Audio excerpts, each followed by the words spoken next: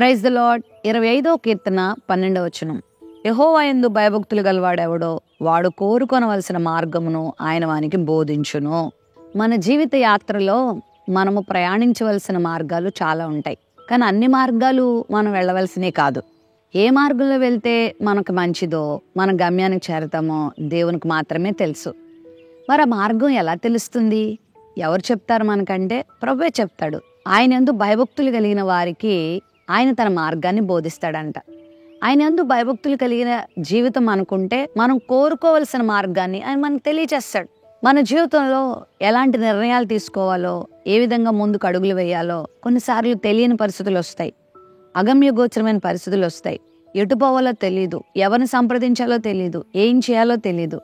అలాంటి పరిస్థితుల్లో దేవుడు మనకు ఎప్పుడు తోడుగా ఉండే దేవుడై ఉన్నాడు. దేవుడు ఎప్పుడు మనకు సిద్ధంగా ఉంటాడు, మనల్ని నడిపించడానికి, మనకు మార్గాన్ని సూచించడానికి. నువ్వు ఆయనదు భయభక్తులు కలిగి ఉంటే ప్రయోజనాలు ఏంటి అని గనక ఆలోచిస్తే చాలా ప్రయోజనాలు ఉన్నాయి. ఆయన యందు భయభక్తులు కలిగి ఉంటే దీర్ఘాయుష్ ఉంది, జ్ఞానం ఉంది, ఆదరణ ఉంది, ధైర్యం ఉంది, ఆశీర్వాదం ఉంది, అభివృద్ధి ఉంది, ఎన్నో ఆశీర్వాదాలు ఉన్నాయి.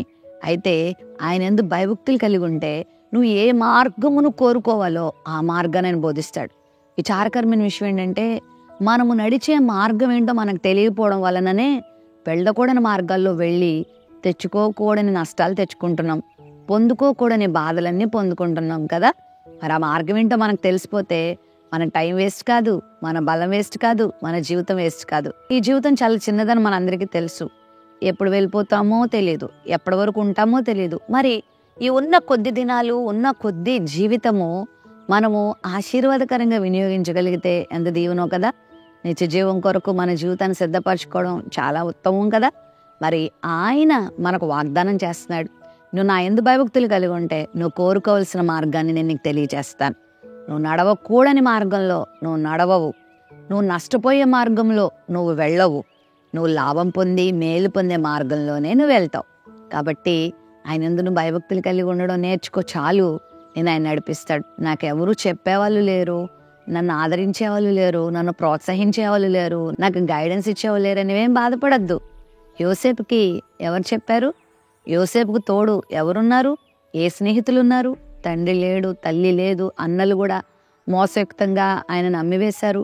దేవుడే తనకు మార్గాన్ని బోధించాడు, చక్కని మార్గంలో నడిపించాడు, శ్రేష్టమైనటువంటి గమ్యానికి చేర్చాడు.